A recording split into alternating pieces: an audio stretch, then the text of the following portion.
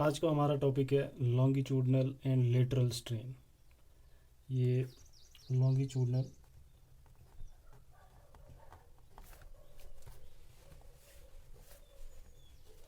Longitudinal and lateral strain होता क्या है। आपके पास मान लो एक बॉडी है, ये बॉडी है, इसके ऊपर आपने टेंसाइल लोड लगाया। तो टेंसाइल लोड लगाने के बाद क्या होता है कि ये बॉडी जो है, इस बॉडी की लेंथ है एल, और जब आप इसके ऊपर लोड लगाते हो तो इसके अंदर चेंज आती है और ये बॉडी थोड़ा एक्सटेंड हो जाती है, और इसका जो विड्थ है, जो इसकी ब्रेड्थ है, वो इसकी कम हो जाती है।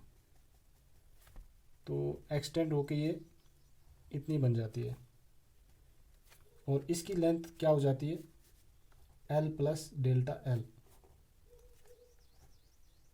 एल प्लस डेल्टा एल हो जाती है।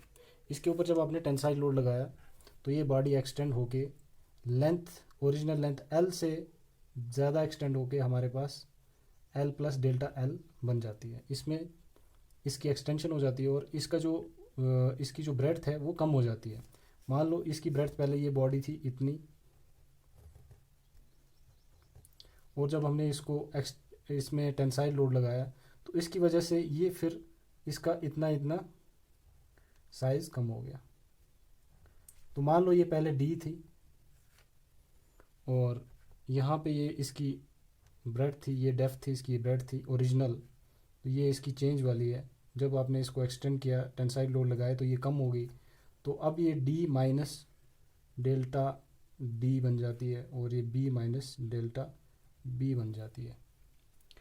तो होता क्या है यहाँ पे, जब आप टेंसाइल लोड लगाते हो तो along the axis of this body, जब आपके पास लोड लगता है तो इसके अंदर जो चेंज आती है, मतलब जो इसके अंदर स्ट्रेन बनता है, स्ट्रेन आपके पास होता है change in length upon original length, तो वो आपके पास बन जाता है इसका लॉन्गिट्यूडनल स्ट्रेन, जो जब आप along the length of body की बात कर रहे हो उस टाइम। लेकिन सेम इसका ऑपोजिट क्या होता है, जब आप इसको खींच रहे होते हैं तो इसकी जो थिकनेस है वो कम हो जाती है। तो थिकनेस आपकी कम कहाँ पे होगी, along the perpendicular to the axis of this body. तो इस केस में जब इसकी लेंथ घट जाती है तो उसको हम क्या बोलेंगे, लेटरल स्ट्रेन। लेटरल स्ट्रेन का कहाँ से आएगा, लेटरल स्ट्रेन आएगा आपके पास, जैसे यहाँ पे आपके पास पहले डी था ओरिजिनल, तो कम होके ये बन गया delta D minus delta D. तो आपके पास क्या बचेगा यहाँ पे, delta D divide by original D, ये आएगा आपके पास लेटरल स्ट्रेन, क्योंकि ये आपका अलोंग द परपेंडिकुलर कम हो रहा है, ना कि आपका एक्सेस, बॉडी की एक्सेस पे कम हो रहा है या ज़्यादा हो रहा है। तो जब हम along the axis of body के परपेंडिकुलर लेते हैं तो उस टाइम पे हमारे पास ये लेटरल स्ट्रेन उसे माना जाता है। तो दूसरा केस आपके पास ये लेटरल स्ट्रेन है और ये है आपके पास लेटरल स्ट्रेन, और ये है लॉन्गिट्यूडनल स्ट्रेन और ये लेटरल स्ट्रेन में दूसरा आपके पास दूसरा केस क्या आएगा, delta B minus divide by B. तो ये है आपके पास लेटरल स्ट्रेन। तो इन शॉर्ट क्या कहेंगे कि longitudinal strain is the strain produced along the applied load and lateral strain is the strain produced at right angles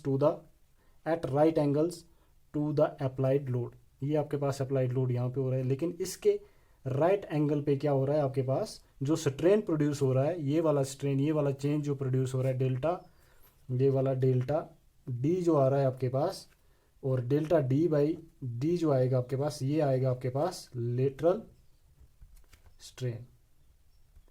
और इस साइड से आपके पास अगर ये यहाँ से यहाँ तक बी था, तो ओरिजिनल बी था इसका डायमेंशन, तो जब ये घट के यहाँ से इसको और इसको सम करके हमारे पास बन जाएगा डेल्टा बी। तो delta B divide by original B, ये आएगा आपके पास लेटरल स्ट्रेन आएगा ये। तो आई होप कि आपको ये समझ आ गया होगा। इसी के साथ हमारा दूसरा टॉपिक है पॉइजन्स रेशो। तो पॉइजन्स रेशो क्या होता है हमारे पास, पॉइजन्स रेशो हमारे पास क्या होता है, ये रेशो होता है आपका lateral strain to the longitudinal strain.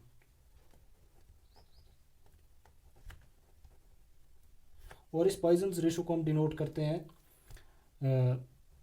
Sigma इसके साथ, म्यू के साथ। तो और इसको डिनोट करते हैं हम 1/m के साथ भी डिनोट करते हैं। तो यहाँ पे हम 1/m भी लिख सकते हैं और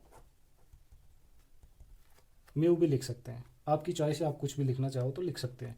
तो इसमें क्या है कि ये रेशो रहता है लेटरल स्ट्रेन को, लेटरल स्ट्रेन का रेशो रहता है लॉन्गिट्यूडनल स्ट्रेन के साथ। मतलब यहाँ पे आपके पास जो स्ट्रेन आया है along the perpendicular to the axis of this body पे जो स्ट्रेन आएगा उसको डिवाइड करना आपने इस वाले स्ट्रेन के साथ जो आपका लॉन्गिट्यूडनल में आया है। तो इन दोनों का जब रेशो बनेगा तो उसको हम क्या कहते हैं, पॉइजन्स रेशो कहते हैं। तो इसकी वैल्यू जो रहती है, इसकी वैल्यू रहती है, म्यू की वैल्यू जो रहती है 0.25 से लेके 0.33 तक रहती है। और m की जो वैल्यू है, मतलब 1/m, m जो वैल्यू है, m की वैल्यू 3 से लेके 4 तक रहती है। आई होप आपको ये समझ आ गया होगा पॉइजन्स रेशो और लॉन्गिट्यूडनल और लेटरल स्ट्रेन।